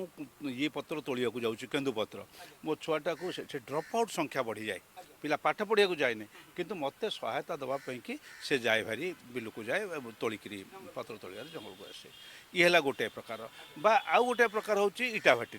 ଇଟାଭାଟିରେ ମା ହରିକା ଯାଇକି ମା ବାପା କାମ କରୁଛନ୍ତି ତାକୁ ସହାୟକ କିନ୍ତୁ ଆଉ ଗୋଟେ କଥା ଆମର ଆଇନ ଅଛି ସବୁ ଆଇନ ସବ୍ ଏଷ୍ଟାବ୍ଲିଶମେଣ୍ଟ ଆକ୍ଟ ଅଛି ପ୍ରାୟ 26ଟା ଆକ୍ଟ ଅଛି ଆଜ୍ଞା କହୁଥିଲେ ଆଇନ ନାହିଁ ବୋଲିକିରି ପୋଲିସର ନିଷ୍ଠା ରହୁନାହିଁ ବିକଜ ଇଏ ନାହିଁ କିନ୍ତୁ ଆଇନ ଅଛି ଆଇନର କିଏ କ'ଣ ଦାୟିତ୍ୱ ନେବ ସେ ଦାୟିତ୍ୱଟା ସେମାନେ ତୁଲାନ୍ତି ନାହିଁ ଠିକ୍ ଢଙ୍ଗରେ ଆଇନ କାର୍ଯ୍ୟ କରେ ପୋଲିସର ନିଷ୍ଠା କଥା ଅଲଗା ନୁହେଁ ମୁଁ ଆର ପାର୍ଟକୁ ଆସିବି ପୋଲିସ ନିଷ୍ଠାଟା ଗୋଟାଏ ପାର୍ଟ ଗୋଟେ ହେଉଛି ଆଇନକୁ ଯିଏ କାର୍ଯ୍ୟକାରୀ କରନ୍ତି ସବୁ ଆଇନକୁ ପୋଲିସ କାର୍ଯ୍ୟକାରୀ କରେ ନାହିଁ ପୋଲିସଟା କ୍ରାଇମଟାକୁ କ୍ରିମିନାଲ ଏଇଟାକୁ ଯାଏ ଏଇ ଯେଉଁ ଧରିନିଆ ଯେଉଁ ଚାଇଲ୍ଡ ଲେବର ଆକ୍ଟଟା ପ୍ରଫୁଲ୍ଲ ଦାସ ବୋଲିକି ଜଣେ ଡିଏଲ୍ ହେଉଥିବା ଯେଉଁ ସୁନ୍ଦର ଭାବେ ତାର ବ୍ୟାଖ୍ୟା କରିଥିଲେ ଆମ ଓଡ଼ିଶାର ଲେବର ଅଫିସର ଥିଲେ ଡେପୁଟି ଲେବର କମିଶନର ଥିଲେ ସେ ଆମେ ଏଗୁଡ଼ାକ ଦେଖିଛୁ ଯେ ଏଗୁଡ଼ା ଯିଏ ଯେଉଁ ଇନ୍ସପେକ୍ଟରଟିଏ ୟାକୁ ସ୍କୁଲ ଯାଇକିରି ଆମର ଏ ସାମ୍ନାରେ ଆମ ଜଜ୍ ଯାଇକିରି ଗୋଡ଼ ବଢ଼େଇ ଦିଅନ୍ତି ଓକିଲ ବାବୁ ଯାଇକିରି ଗୋଡ଼ ବଢ଼େଇ ଦିଅନ୍ତି ମୁଁ ରାଜନେତା ଯାଇ ଗୋଡ଼ ବଢ଼େଇ ଦିଏ ଯେ ଇଟା ପାଲିସ କରିଦେଲୁ ଜୋତା ପାଲିସ କରିଦେଲୁ ଯିଏ ଜୋତା ପାଲିସ କରୁଛି ତା ବୟସ ଟିକେ ମୁଁ ଅନାଏ ନାହିଁ 8 ବର୍ଷ 10 ବର୍ଷର ଛୁଆଟିଏ ଏଠି ପବ୍ଲିକଲି ଭିଜିବୁଲ୍ ରାସ୍ତାକୁ ଚାଲନ୍ତୁ ଦେଖିବା ଚାଲନ୍ତୁ ହାଇକୋର୍ଟ ପାଖରେ ଛିଡ଼ା ହେଇଥିବା ଦେଖିବା କଲେକ୍ଟରେଟ୍ ପାଖରେ ବସିଥିବେ ଦେଖିବା ଏଣୁ ସେଇଗୁଡ଼ାକ ଏଇ ଯେଉଁ କଥାଟା ୟାକୁ ପୋଲିସ ଖୋଜିବ ନାହିଁ ଆକୁ ତାର ଅଭାବ ଅନାଟନ ତାକୁ ନିଶ୍ଚିତ ଭାବରେ ଗ୍ରାସ କରିଛି ସମାଜଟାକୁ ଏବଂ ସେ ଯିବା ପାଇଁ ବାଧ୍ୟ ହେଉଛି ଜୋତା ପାଲିସ କରିବା ପାଇଁ ବା ଅନ୍ୟ ସେମିତିଆ ଗୋଟେ କାମ କରିବା ପାଇଁ ସେଇ ସମୟ ସେଇଟାକୁ ଏଇ ଯେଉଁ ଆଇନ ଗୁଡ଼ିକ ତିଆରି ହେଇଛି ଚାଇଲ୍ଡ ଲେବରକୁ ବା ଚାଇଲ୍ଡ ୱାର୍କରଟାକୁ ବା ଚାଇଲ୍ଡର ସୁରକ୍ଷା ଦେବା ପାଇଁ 26ଟି ଆଇନ ତିଆରି ଅଛି ଏ ରାଜ୍ୟରେ ଆମେ ତାକୁ ଆଧାର କରିକିରି ଯେଉଁମାନେ ତାର ଇଏ କରିବେ ସେ ଆଇନକୁ ନେଇକିରି ଏମାନଙ୍କୁ ଉଦ୍ଧାର କରିବେ ବା ସୁରକ୍ଷିତ କରିବେ ସେଇମାନଙ୍କ ଉପରେ ମଧ୍ୟ ଆମେ ଆଖି ପକାଉନୁ ଆମେ ଘଟଣା ଘଟିଗଲା ପରେ ତାପରେ ପୋଲିସ ଉପରେ ଆଖି ପକାଉଛୁ ମୁଁ ପୋଲିସ ଉପରେ ଆଖି ହେଉଛି ଘଟଣା ଘଟିଲା ପରେ କିନ୍ତୁ ଘଟଣା ପୂର୍ବରୁ ଏଇ ଯେଉଁ ଧରଣର ଘଟଣା ଗୁଡ଼ିକ ହେଉଛି ଏଥିପାଇଁ ଆଇନ ରଖିକିରି ଆଇନଟା ସୁରକ୍ଷିତ ନୁହେଁ ଆଉ ପିଲା କ'ଣ ସୁରକ୍ଷିତ 26ଟା ଆଇନ ଅଛି କିନ୍ତୁ ଆଇନ को କାର୍ଯ୍ୟକାରୀ କରାଯାଇ ପାରୁନାହିଁ घटना घटला पर आम पुलिस नजर पकाउछु पुलिस निष्क्रियता को प्रश्न करूँ ता तो अलग पार्ट श्रीयुक्त सिद्धार्थ दास 26 आईन कार्यकारी करूनी शिशु आज अवहेलित निष्पेषित आम व्यक्तिगत स्तर में शिशु मान जत्न ठीक भाव में नहीं पारना ए छोटू एक चाय दे ए छोटू पंक्चर लगा जोता पलिस कर आम कहते किंतु शिशु मंगल अधिकारी को नहीं न्यस्त करूना आज्ञा सर क्रेच हुए क्रेच कौन माँ टे जा छुआटी नहीं हाँ से बुझेबे कौ सरकार कौ जगार किए इम्प्लीमेंट आज्ञा श्रीयुक्त सिद्धार्थ दास आम छोट पिला बाहर श्रम नियोजित कर कथा देखुं आम द्वारा आमर स्वार्थ हासिल करूँ शिशु मंगल अधिकारी सरकार स्तर जिला प्रशासन स्तर में ठिकाना दे पारना जो शिशु श्रमिक प्रथा एपर्यंत उठी पारनी शिशुटी अवहेलित ही रही जाऊँ नहीं कथाटा हूँ कौन कि आईनटा लेखागला तार वास्तविक भाव में कम को करवा इम्प्लीमेंट करवा बहुत कष्ट कहीं जितेबले जो मैंने आईन करती से वास्तवता को टिके चिंता करते शुणु आगे कम तो निश्चय करा पड़ो आपड़ जो गोति श्रमिक कथा कहते आजिकल जुगे जो मैंने आईटी जो मैंने आप बीटेक पास कर जाते भी गोति श्रमिक मु भूल कहूँ कि ପିଲା 14 ଘଣ୍ଟା କାମ କରିବେ ଏବଂ ସେଠି ମଧ୍ୟ କିଛି ମାତ୍ରାରେ ସେକ୍ସୁଆଲ ଆବ୍ୟୁଜର କଥା ଥାଏ ବା ସେ ସବୁ ଅଛି କିନ୍ତୁ କ'ଣ ନା ଯେ ଚାକିରି କରିଛନ୍ତି କିନ୍ତୁ ସେହିପରି ଭାବେ ଯେଉଁ କ୍ରେଜ୍ ବା ଆଜି ପିଲାଟି ଗୋଟେ ଶ୍ରମିକର ପିଲାଟି ଯଦି କାମ କାମ ମାଆଟି କାମ କରିବାକୁ ଗଲା ସେ ଯେଉଁ କ୍ରେଜ୍ ହାଉସ୍ କଥା ହେଲା ତା ପିଲାକୁ ଜଗିବା ପାଇଁ ବା ତା ପିଲାକୁ ସେଠି ଲୁଡ଼ୁ ଖେଳିବା ପାଇଁ ବା ସେଇ ବଲ୍ ଖେଳିବା ପାଇଁ ବା ଯାହା ବି ଖେଳିବା ପାଇଁ ବ୍ୟବସ୍ଥା ଅଛି ସେ କଥା ସବୁ ଅଛି କିନ୍ତୁ ଆମ ଦେଶରେ ଗୋଟେ ମୁଁ ହେଭ୍ ଆଉ ହେଭ୍ ନଟ୍ର ଗୋଟେ ବଡ଼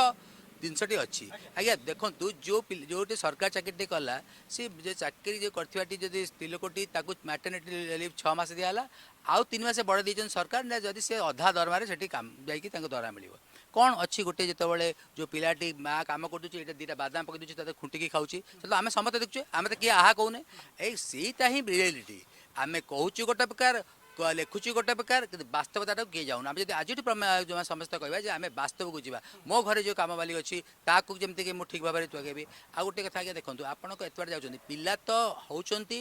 ମାଆମାନଙ୍କର ଆର୍ଥିକ ବା ବାପାମାନଙ୍କର ପରିବାରର ଆର୍ଥିକ ସହାୟତା ନାହିଁ ତେଣୁ ସେ ଆଜି ଇଟାଭାଟିରେ ମୂଲ ଲାଗିଲା କି ଆଜି ଏଇଠି ବି ଯାଆନ୍ତୁ ଭୁବନେଶ୍ୱର ସହରରେ ଏଠି 3 ଜଣ MLA ଅଛନ୍ତି ଆପଣ ଯାଆନ୍ତୁ ବାର୍ଥ କଣ୍ଟ୍ରୋଲ କେତେ ଭାବରେ କାମ ଦେଉଛି ସାଲିଆ ସାହିରେ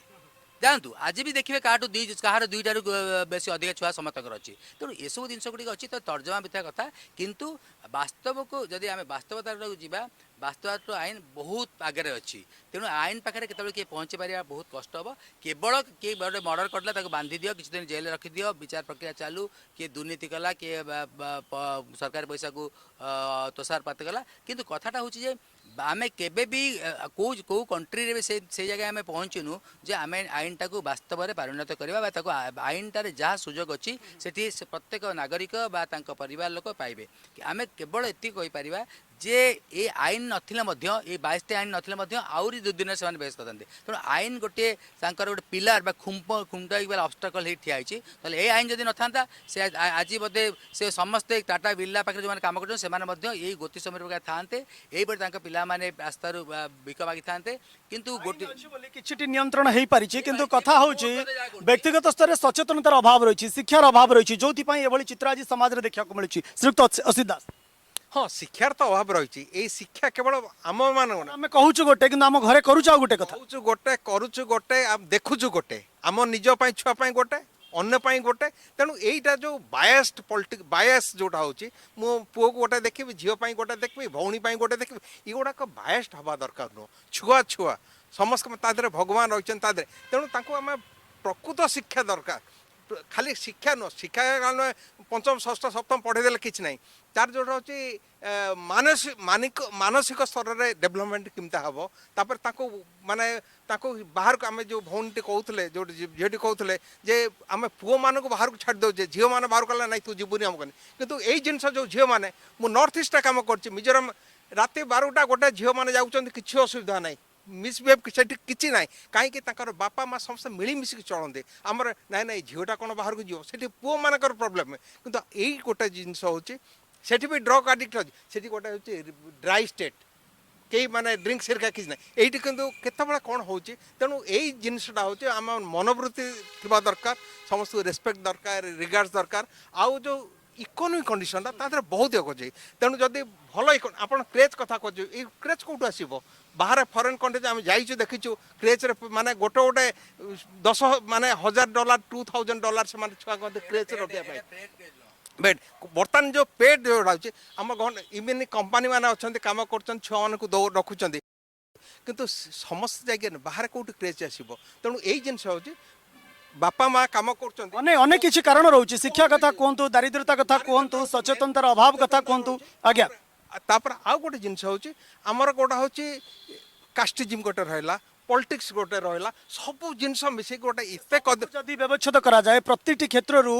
ଇଏ ଯୋଉ କଥା ଆପଣ କହୁଛନ୍ତି ନିଶ୍ଚିତ ଭାବରେ ଗୋଟିଏ ଗୋଟେ ସମସ୍ୟା ହେଇକି ଛିଡ଼ା ହେବ ଆହୁରି କି ଜନତା ରହିଛନ୍ତି ଆମେ କଥା ହେବା ଆପଣ କେମିତି ଦେଖୁଛନ୍ତି ଏ ପ୍ରସଙ୍ଗ ୟା ପଛରେ କ'ଣ ଆପଣ ଅଭାବ ପରିଲକ୍ଷିତ କରୁଛନ୍ତି ଦେଖନ୍ତୁ ଶିଶୁମାନଙ୍କର ଆପଣ ଦେଖନ୍ତୁ ଅସଦାଚର ଯେଉଁ ତାଙ୍କର ହତ୍ୟା ହେଉ ବା ବଳାତ୍କାର ହେଉ ବା ତାଙ୍କୁ ଅପହରଣ ହେଉ ସବୁରି ମୂଳରେ ଆମର ଶିକ୍ଷାର ଅଭାବ ହେଉଛି। ଯଦି ଆମେ ସରକାରୀ କଳକୁ ଦାୟୀ କରିବା, ପ୍ରଶାସନକୁ ଦାୟୀ କରିବା କି ବିରୋଧକୁ ଦାୟୀ କରିବା, କିନ୍ତୁ ଯଦି ଆମର ନୈତିକ ଶିକ୍ଷା ନାହିଁ, ମୂଲ୍ୟବୋଧ ଭିତ୍ତିକ ଶିକ୍ଷା ନାହିଁ, ଆମେ ସଂଯମୀ ନୁହେଁ, ଆମେ କୁଚିନ୍ତା ରୁଗ୍ଣ ମାନସିକତା ଥିବ, ସେ ପର୍ଯ୍ୟନ୍ତ କେବେ ବି ଆମର ଶିକ୍ଷାର ଅଧପତନ ଯଦି ଆମର ହେଉଥିବ ତାହେଲେ କେବେ ବି ଆମେ ଦେଶ ବିକାଶ ପଥରେ ଆଗେଇ ପାରିବନି। ଏମିତି ଘଟଣା ଦିନକୁ ଦିନ ବଢ଼ି ଚାଲିଥିବ, ବରଂ କମିବ ନାହିଁ। ଶିକ୍ଷାକୁ ଆପଣ ଏଠି ଦାୟୀ କରୁଛନ୍ତି, ଆପଣଙ୍କ ମତରେ କ'ଣ କହିବେ ଆପଣ ଯେ ପ୍ରକୃତରେ ୟା ପଛରେ କ'ଣ କାରଣ ଦେଖୁଛନ୍ତି ଚାଇଲ୍ଡ ଟ୍ରାଫିକିଂ ମିସିଂ ପଛରେ ଯେ ଇଏ ଦିନକୁ ଦିନ କାହିଁକି ବଢ଼ି ବଢ଼ି ଚାଲିଛି? ନାଇଁ ଆପଣ ଯେଉଁ କଥା କହିଲେ ଯେ ଆପଣଙ୍କର ସ୍ୱାତି ପିହୁ ଆଉ ପରି ଆଜ୍ଞା ଘଟଣାକୁ ନେଇକି ଆଜ୍ଞା ଆ ଉପରେ ଗୋଟେ ହାଇକୋର୍ଟ ଗୋଟେ ଟିମ୍ ଏସ୍ଆଇଟି ଟିମ୍ ତିଆରି କଲେ। ମୋତେ ଲାଗୁଛି ଯେ ହାଇକୋର୍ଟ ଯଦି ଅଣ ବିଜେପି ଶାସିତ ରାଜ୍ୟରୁ ବଛା ବଛା ଅଫିସର ଆଣିକି ଗୋଟେ ଏସ୍ଆଇଟି ଟିମ୍ ଗଠନ କରନ୍ତେ, ଯାହା ଅରୁଣ ବୋଥ୍ରା ପାରିଲେ ନାହିଁ ତାହା ସେମାନେ ପାରିବେ ବୋଲି ମୋର ଆଶଙ୍କା। କାରଣ ଏଠି ଅରୁଣ ବୋଥ୍ରା ରାଜ୍ୟ ସରକାର ଏବଂ କେନ୍ଦ୍ର ସରକାରଙ୍କ ପାଖରେ ଯେଉଁ ଗୋଟେ ମିଳି ଭଗତର ସରକାର ଚାଲିଛି ସେଠି କେଉଁଠି ନା କେଉଁଠି ଚାପି ଯାଉଛନ୍ତି। ଆପଣ ଯେଉଁ ତ ଉଦାହରଣ ଦେଖିଥିଲେ କିଛି ଦିନ ତଳେ ଇନ୍ଫୋସିଟି ଏରିଆରେ ଗୋଟେ ନାବାଳିକ ଝିଅକୁ ଦୁଷ୍କର୍ମ ହେଲା, ଅଭିଯୋଗ ଆସିଲା, ତାର ଫଳାଫଳ କ'ଣ ଆଜି ଆପଣ ଜାଣନ୍ତି? ଯେହେତୁ ଏ ସମସ୍ତ ଘଟଣାରେ ଗୋଟେ ରାଜନୈତିକ ଦଳର ଜଣେ ପରିପକ୍ୱ ଭଲ ନେତା, ଅତି ଉନ୍ନତଶାଳୀର ନେତା, ପ୍ରଭାବଶାଳୀ ନେତା, ସେ ନେତାଙ୍କର ସଂସ୍ଥାରେ ଏଭଳି କାର୍ଯ୍ୟକ୍ରମ ହେଉଛି। ଇଏ ତ ପର୍ଟିକୁଲାର ଗୋଟେ ପ୍ରସଙ୍ଗ ଉପରେ ଆପଣ ଦୁଇଟି ପ୍ରସଙ୍ଗ ଉପରେ କହୁଛନ୍ତି, ସାମଗ୍ରିକ ଭାବରେ ନାଇଁ ଆପଣ ଦେଖନ୍ତୁ ଇଏ ହେଉଛି ତାର ଗୋଟିଏ ଲେଖା ଜ୍ୱଳନ୍ତ ଉଦାହରଣ। 2215 ପିଲା ନିଖୋଜ ଅଛନ୍ତି, 6000 ପ୍ଲସ୍ 2020 ଏନସିଆରବି ରିପୋର୍ଟ କହୁଛି। ଏ ସାମଗ୍ରିକ ଚିତ୍ରକୁ ଆପଣ କେମିତି ଦେଖୁଛନ୍ତି? ଏନସିଆରବି ରିପୋର୍ଟ ଇନକ୍ରିଜମେଣ୍ଟ ଆଜି ପ୍ରଥମ ଥର ନୁହଁ, ଆପଣ ଲଗାତାର 6 ବର୍ଷ ଦେଖିପାରୁଥିବେ ଏନସିଆରବି ରିପୋର୍ଟ ପ୍ରତି ବର୍ଷ ଇନକ୍ରିଜମେଣ୍ଟ ହେଉଛି। ଆଉ ଏଥିରେ ଆପଣ ତ ଆଗରୁ ବିଧାୟକ ଆଉ ସାଂସଦ ସାମିଲ ନଥିଲେ, ଏବେ ତ ଆପଣ କୁଲଦୀପ ସେଙ୍ଗର ଭଳି ବିଧାୟକ ସାମିଲ ହେଉଛନ୍ତି ନାବାଳିକାଙ୍କୁ ଗଣଦୁଷ୍କର୍ମ କରିବା ପାଇଁ। ଆପଣ ସେ କୁଲଦୀପ ସେଙ୍ଗର କଥା କୁହନ୍ତୁ କି ଆପଣ ସାକ୍ଷୀ ମହାରାଜଙ୍କ କଥା କୁହନ୍ତୁ, ସମସ୍ତ କଥା ଦେଖିଛନ୍ତି। କିନ୍ତୁ ଏ ଗୋଟିଏ ଲେଖା ଜ୍ୱଳନ୍ତ ଉଦାହରଣ ଯେ ଆପଣ ଯଦି ହାଇକୋର୍ଟ ଏ ନିଷ୍ପତ୍ତିକୁ ଏ ସମସ୍ତ ଘଟଣାକୁ ହାଇକୋର୍ଟ ନିଜ ହାତକୁ ନେବେ ଆଉ ହାଇକୋର୍ଟ ଏହା ପରେ ଅଣ ବିଜେପି ଶାସିତ ରାଜ୍ୟରୁ ଅଫିସର ଆଣିକି ତଦନ୍ତ ତିଆରି କରିବେ, ତଦନ୍ତ ପାଇଁ ନିର୍ଦ୍ଦେଶ ଦେବେ, ଏହାର ସମ୍ପୂର୍ଣ୍ଣ ଭାବେ ଦାୟିତ୍ୱ ହାଇକୋର୍ଟର ମୁଖ୍ୟ ବିଚାରପତି ନେବେ, ତାହେଲେ ଆମକୁ ଲାଗୁଛି କୋଉଠି ନା କୋଉଠି ଏହାର ନିର୍ଦ୍ଦେଶ ଆସିପାରିବ। ଆଜ୍ଞା ଧନ୍ୟବାଦ। ଆପଣ କେମିତି ଦେଖୁଛନ୍ତି ୟା ପଛରେ କ'ଣ ଆପଣ କାରଣ ଦେଖୁଛନ୍ତି? ସାମଗ୍ରିକ ଭାବରେ ଏ ଚିତ୍ରକୁ ଆପଣ କେମିତି ଦେଖୁଛନ୍ତି? ମୁଁ କହିବି ଯେ ଯେହେତୁ ଏଇଠି ଆମେ ଶିଶୁ କଥା କହୁଛୁ ତ ପ୍ରଥମେ ଏଇଠି ମୁଁ କହିବି ଯେ ଉଭୟ ଶିକ୍ଷିତ ଏବଂ ଅଶିକ୍ଷିତ ଲୋକ ଇନଭଲ୍ଭ ଅଛନ୍ତି। କାହିଁକି ନା ଶିକ୍ଷିତ ମାନେ ଦୁନିଆରେ ଅଶିକ୍ଷିତ ମାନଙ୍କୁ ପ୍ରହସନ ଦେଉଛନ୍ତି, ସେତିକି କାର୍ଯ୍ୟରେ ଇନଭଲ୍ଭ କରୁଛନ୍ତି, ସେମାନେ ସେମାନଙ୍କ ପଇସା ପାଇଁ କିଛି ଟଙ୍କା ପାଇଁ ମେ ବି କରୁଥାଇ ପାରନ୍ତି, କିନ୍ତୁ ପ୍ରକୃତରେ ଖାଲି ଅପହରଣ ହେଉନି କି କେଉଁଠି କାମ କରାଯାଉନି, ଏଠି ଦେଖାଯାଉଛି ସେମାନଙ୍କୁ ମାରିକି ଫିଙ୍ଗି ବି ଦିଆଯାଉଛି। ଗୋଟେ ଗୋଟେ ଜାଗାରେ ସେମାନଙ୍କୁ ଅଙ୍ଗ ତସ୍କରୀ ଯେଉଁ ମାନେ ମିଳୁନି କିଛି କାଢ଼ି ଦିଆହେଇଛି କି ଯାହା ବି ହଉ। ତ ମୁଁ ଭାବୁଛି ମେ ବି ୟା ପାଇଁ କିଛି ଏତେ ବି ରୁଲ୍ ହେଲା କିନ୍ତୁ କେଉଁ ରୁଲ୍କୁ ବି ଠିକ୍ ସେ ମାନେ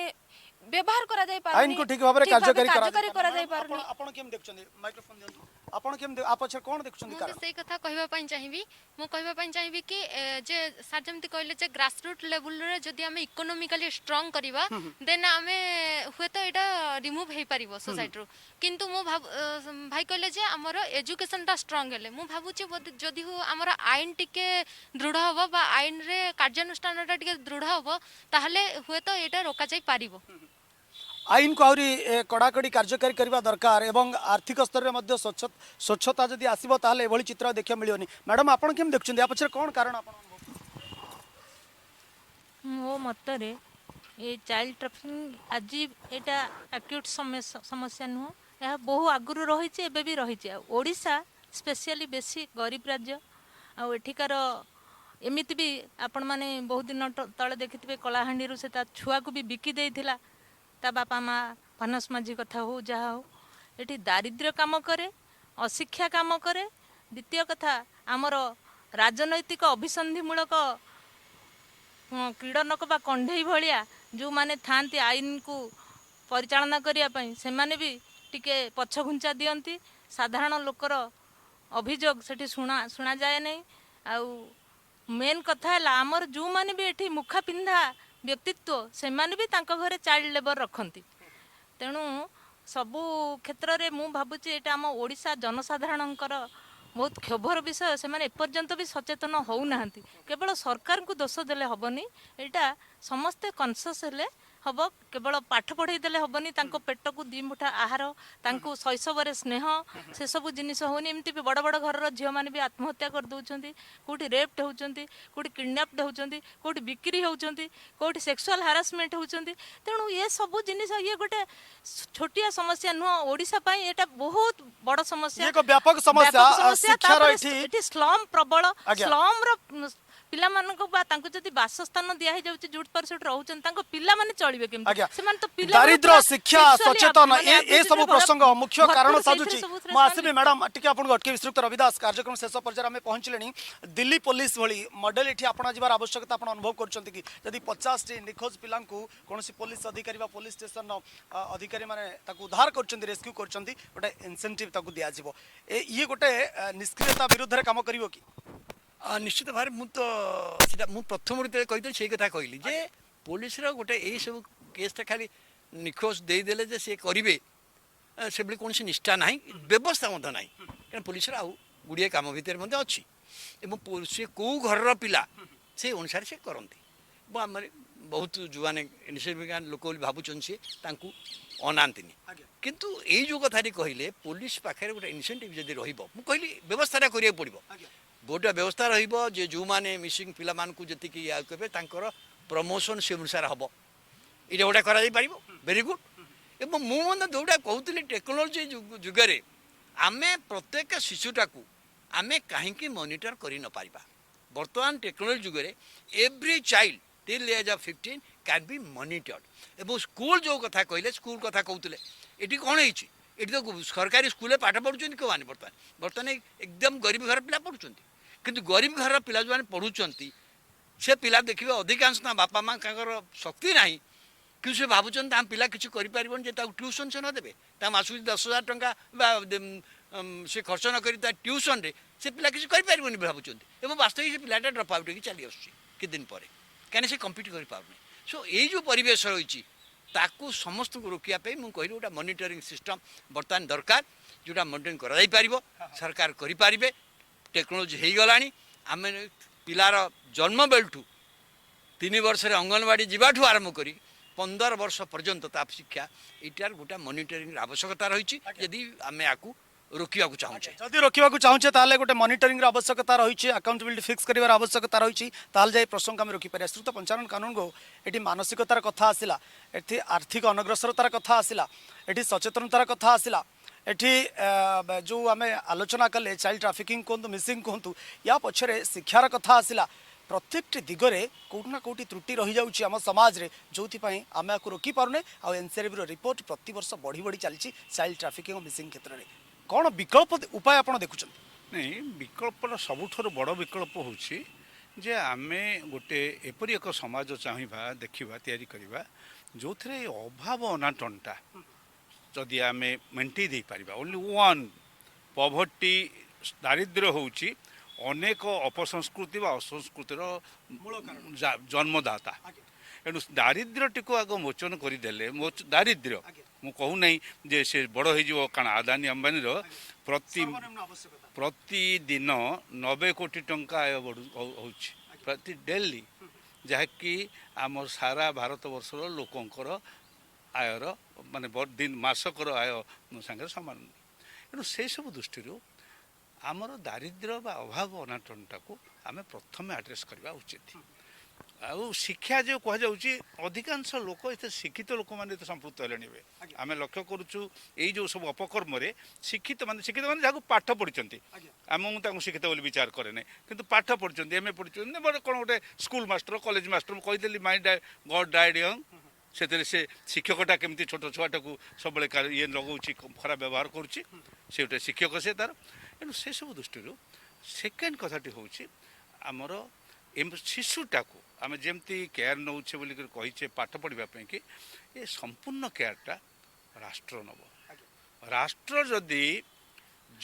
ଆଜି ତାଙ୍କୁ ଦାନ କରିଦେଉଛି ଜନ୍ମ ଠାରୁ ମୃତ୍ୟୁ ପର୍ଯ୍ୟନ୍ତ ହଁ ଆମର ଯଦି ଜଣେ ସାମ୍ବାଦିକ ଅଛନ୍ତି ମୋର ସାନ ଭାଇ ପ୍ରଦ୍ୟୁମ୍ନ ଶତପଥୀ ସିଏ କହିବେ ଜନ୍ମରୁ ମୃତ୍ୟୁ ପର୍ଯ୍ୟନ୍ତ ସବୁ ଭର୍ତ୍ତି କରିକି ଦେଇସାରିଲେଣି ସେ ତାହା ନୁହେଁ ତା ସମସ୍ୟାର ସମାଧାନ ନୁହେଁ ତାର परिचालना एवं ताकू किपरि भाव में उन्नत करिवो तार बॉडी मास इंडेक्स ठारू आरंभ करी बीएमआई बोले मैं कहूचे तार बॉडी मास इंडेक्स ठारू आरंभ करी तार मानसिक स्थिति और शारीरिक स्थिति ये उभय को लक्ष्य करी सरकार राष्ट्र सरकार मीन्स राष्ट्र राष्ट्र जदि ये दायित्वटी निए सुचारू रूप से निए भावुँ एक बड़ विकल्प हो पार शारीरिक विकास बौद्धिक विकास राष्ट्र नवार आवश्यकता रही ताहले ये गोटे बड़ विकल्प भाव में छिड़ा पार एभली चित्र आ देखा मिलनी चाइल्ड ट्राफिकिंग मिसिंग क्षेत्र में आईन रही श्रीयुक्त सिद्धार्थ दास ठीक भाव में कार्यकारी हो पारुनी जो कथा श्रीयुक्त रवि दास श्रीयुक्त पंचायन कानून कहते आम पुलिस पाखु जाऊँ पूर्व जो घटना घटिक घटुची सम्रांत श्रेणी किसी लोक संपृक्त रोचे शिक्षित लोक संपृक्त रोचे शिशु मान श्रम नियोजित करा प्रकृति में केमती आईन को कार्यकारी करा कौन देखुं आप उपाय नहीं आम विशेषकर विकल्प कथा चिंता कले यहाँ होनी यहाँ कले या हम प्रोत्साहन यदि दिहब ताल पनिशमेंट कहीं न दिहब जदि विक्रम बाबू भल काम कले प्रोत्साहित कलु जदि सी जहाँ करिया न कथा न कले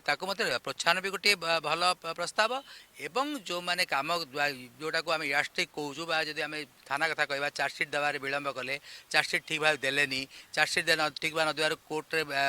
एक्विटाल है द्वितीय कथा है जो प्रस्ताव गुड़िक आम करवा से जो जहाँ कहते राष्ट्र दायित्व रहा कथा राष्ट्र तो दायित्व रही निश्चित भाव राष्ट्र कहले कौन ना आमर ये जो शासन अच्छी शासन व्यवस्था चेंज हेल्ले से आम भावुँ व्यवस्था भी चेंज हो प्रायतः कहीं ये जो गोटे आसूची निर्वाचन कथा निर्वाचन तो निश्चित हवा कथा कि कथाटा हूँ लोक मानकर जो दायित्वबोधटा रोचे जे आम राइट लोक को चॉइस करवा राइट दल को आम चॉइस करवा एवं सी गोटे तार आम केबे भी इस्तार को देखिकी दबानी आपड़ देखी सार मान तो बहुत दल सहित संपृक्त एवं देखी इस्तार अनुसार मु जाना भितर माने मोर हेतु पाइबा भितर से कहार किए इस्तार को करना कहीं लोक मैंने एत कालस लोक मैंने एत दुर्बल लोक मैंने एत बेकार निज कहते ना आम कौन एका पारिबा किंतु जो दिन जाए लोक मैंने रास्ता को आसबे लोक तो लोक समूह ताहले हुए तो आम ये जो दुर्दिन गुड़ाक देखा जाऊँ से तार गोटे पूर्णच्छेद पड़ो विशेषकर आम सत्य को पछरे जीवा एवं जो आम जापर जे ये कथाटा या कि सत्य या नुह मो मतरे जो सत्य ना से ओहरी आसे बास ता विरुद्ध में कहे किंतु एटी आम निजे निजर कौन से प्रकार मस्तिष्क को खर्च न करी परी किपरि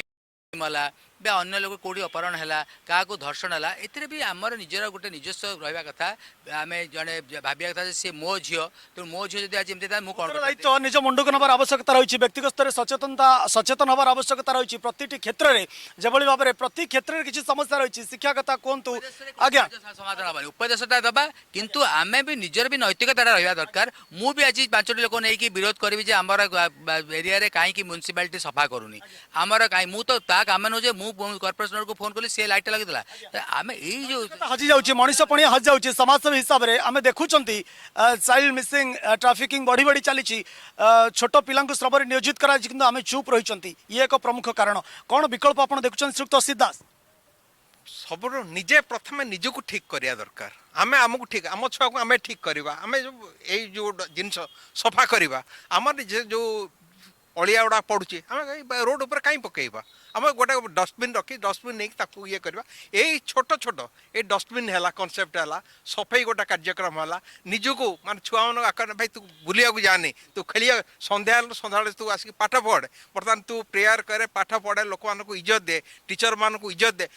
किसी अच्छा विशृंखल पिला है से टीचर फिचर बापा माँ को इज्जत दौना तो ये कर तेणु यही जिनसटा निज घर सुधारिबा दरकार निज घर जो construction social reconstruction started from your home निजको रिकन्स्ट्रक्ट कर बहुत किसी डेभलप होगा कौन पॉलिटिकल पार्टी तो राष्ट्र कर राष्ट्र किए तुमको नहीं तो राष्ट्र ना तुम जब ठीक नब क्या केज यही जोटा मन आम समाज है आम सोसाइटी है आम साही है आम कॉलोनी है आम परिवार यू आरंभ दरकार आम भाई भौणी समस्त रिलेसन ऑटोमेटिक यहाँ डेभलप हम तो बहुत बहुत धन्यवाद श्रीयुक्त असित दास समाजसेवी श्रीयुक्त सिद्धार्थ दास वरिष्ठ आईनजीवी श्रीयुक्त पंचायन कानून कांग्रेस मुखपात्र श्रीयुक्त रवि दास वरिष्ठ सांबादिक अनेक जनता सहित सामिल होते समस्त को अनेक अनेक धन्यवाद किंतु जहाँ निष्कर्ष आसूची ए शिक्षा कथा कहतु सचेतनतार कथा कहतु एठी दारिद्रतार कथा कहतु ये सबू क्षेत्र में किसी ना किसी समस्या रही प्रमुख समस्या होची व्यक्तिगत स्तर में आम सचेतन होना आमर मनीष पणिया हजि जाऊँगी आम निजे छोट पिलाटी को श्रम नियोजित करा देखी आम स्वार्थ हासिल होमर किंतु आम ताको विरोध करूना ये हूँ प्रमुख कारण ये समस्या जितेबाला गोटे अकाउंटेबिलिटी फिक्स करा जो कथा मुझे समय पूर्व रविदास को पचारूली जदि इनसेंटिव पुलिस को दिल्ली दि जाऊँगी से भली पंथा जदि अपना जाए से भली मॉडल को जदि ओडिशा अपना जाए जो कथा श्रीयुक्त पंचायन कानून को कहते जो कथा श्रीयुक्त सिद्धार्थ दास कहते ताहले पुलिस जदि अपारग होची सेठी कहीं पनिशमेंट न आसीबो एवं जो 26 आईन रही से आईन गुड़ी को किभली भाव में ठीक ढंग से कार्यकारी करा जाई पारिबो ए नहीं मध्य गोटे